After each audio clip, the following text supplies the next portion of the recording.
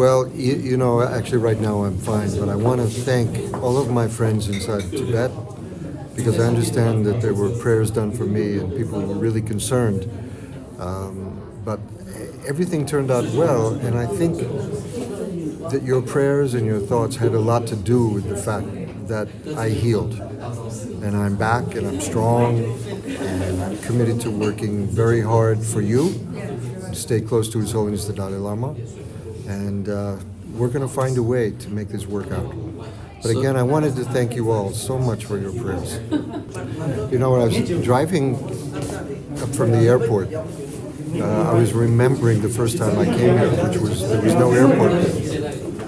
And I think it was 81 when I came, and we had to take an overnight train from Delhi to Pathankot in Punjab. And then, like, it was a 4-hour, 6-hour drive at that point to get to Dharamsala. So this is almost 45 years since I met His Holiness the first time. And,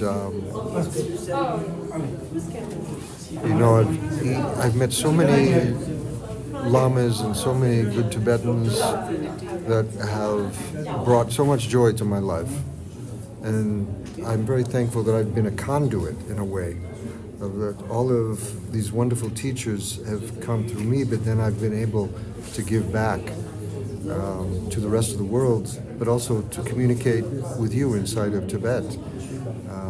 What a joy it's been to be around His Holiness today. It was a special puja for his long life, and a kind of an extraordinary one. It came from the special visions of the fifth Dalai Lama.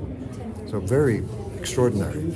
And His Holiness spoke about you, all of you Tibetans, inside of Tibet still, and how much He wants to be there with you. In His mind, He's always with you, and how much He wants to continue to be an effective teacher of Buddha Dharma, but also effective leader for you.